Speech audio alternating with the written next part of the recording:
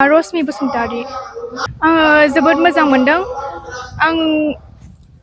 आंनि स्कुला HS pass जानाया बड'लेण्ड स्टार एकाडेमि थिथागुरियावमोन।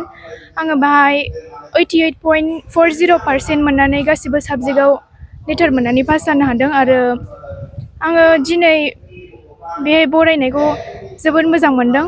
आङो दा पलिटिकेल मेजर लादों गभर्नमेन्ट कलेजाव। आङो उनाव UPSC नि थाखाय प्रिपेयार खालामनो सानदों।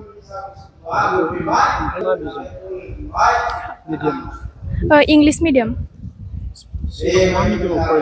सिगांबो इंलिश मिडियामखामोन। गामिया दलजरा।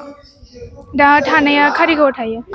आङो फार्स्टनिफ्रायनो मोजाङै एसेबाबो फरायबोदों आरो आंनि बिमा बिफायाबो बेहाय बिराद सापर्ट खालामदों आरो आङोबो टिचारफ्राबो सापर्ट खालामदों। फोरोंनायफ्रा मोजाङानोमोन आरो गासिबो बिनि सायाव फोरोंनायनि सायाव आरोबाव एक्सट्रा क्लास लाबावोमोन मक टेस्ट बिदि आरो इंलिश स्पिकिं आरो बेजों लोगोसे सेसनेलबो लाबाय थानाय जादों।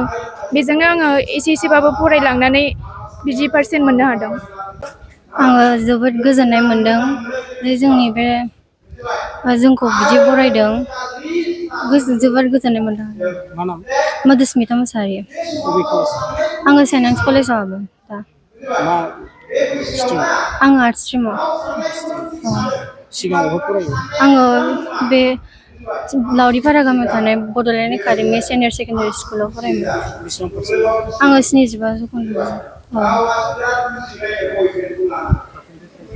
75।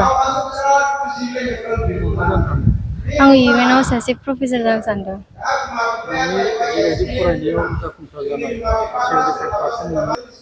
आंनि पेरेन्टसनि मदद दङ। आंनि गामिनि आयंमोन दं। आंखौ हेफाजाब होदों। आंनि न'नि मानसिफ्रा गोबां आंजों लोगोआव थाफादों। गोजोननाय दं। जोबोद गोजोननाय दं।